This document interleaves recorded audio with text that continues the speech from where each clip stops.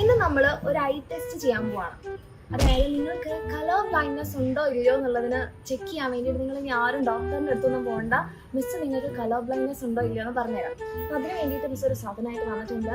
ഇത് ടെസ്റ്റ് ചെയ്യാൻ നമ്മൾ ആദ്യം കിരൺ സാറിനെയാണ് വിളിക്കുന്നത്. പക്ഷെ അതിന് മുൻപ് നിങ്ങൾ എല്ലാവരും ഒന്ന് ടെസ്റ്റ് ചെയ്യുക. അപ്പം നിങ്ങളിത് കാണുന്നുണ്ടല്ലോ. അപ്പം ഇവിടെ നിങ്ങൾക്കൊരു നമ്പർ കാണാം.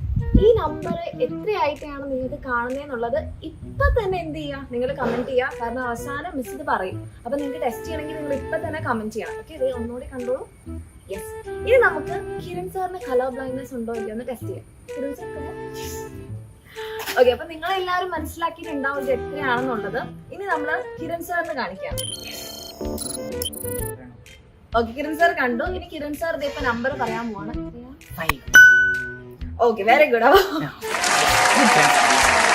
അപ്പൊ നമ്മുടെ കിരൺ സാറിന് കളർ ബ്ലൈൻഡ്നെസ് ഇല്ല. കാരണം എന്താ, നിങ്ങൾക്ക് ഇവിടെ വായിക്കാൻ പറ്റുന്നത്, നിങ്ങൾക്കും ഇത് 5 ആയിട്ടാണ് വായിക്കാൻ പറ്റുന്നതെന്നുണ്ടെങ്കിൽ നിങ്ങൾക്ക് കളർ ബ്ലൈൻഡ്നെസ് ഇല്ല. നമ്മൾ സക്സസ്ഫുള്ളി കംപ്ലീറ്റ്.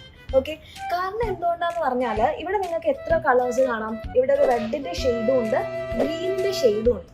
അപ്പൊ ഇതിൽ ഈ 5 എന്ന നമ്പർ എഴുതിയിരിക്കുന്നത് ഗ്രീനിന്റെ ഷെയ്ഡിലാണ്. യെസ്, ഇപ്പൊ കളർ ബ്ലൈൻഡ്നെസ് എന്ന് പറഞ്ഞിട്ടുണ്ടെങ്കിൽ നമുക്ക് കളേഴ്സിനെ ഡിസ്റ്റിംഗ്വിഷ് ചെയ്യാൻ പറ്റില്ല. പ്രത്യേകിച്ച് ഗ്രീനും റെഡും വേർതിരിച്ചറിയാൻ വേണ്ടി പറ്റില്ല. അപ്പൊ കളർ ബ്ലൈൻഡ്നെസ് ഇല്ലെങ്കിൽ നമുക്ക് ഈ ഗ്രീനിനെ വൃത്തിയായിട്ട് ഈ ഒരു റെഡിന്റെ ഇടയിൽ കാണാം. അങ്ങനെ നമുക്ക് ആ നമ്പർ വായിക്കാൻ പറ്റും. പക്ഷേ കളർ ബ്ലൈൻഡ്നെസ് ഉണ്ടെങ്കിലോ നമുക്ക് ഇതെല്ലാം ഒരൊറ്റ കളർ ആയിട്ടായിരിക്കും കാണും. ഓക്കെ, അപ്പൊ ഇത് 5 ആയിട്ടാണ് നിങ്ങൾക്ക് കാണുന്നതെന്നുണ്ടെങ്കിൽ നിങ്ങൾക്ക് അവർക്ക് കളർ ബ്ലൈൻഡ്നെസ് ഇല്ല.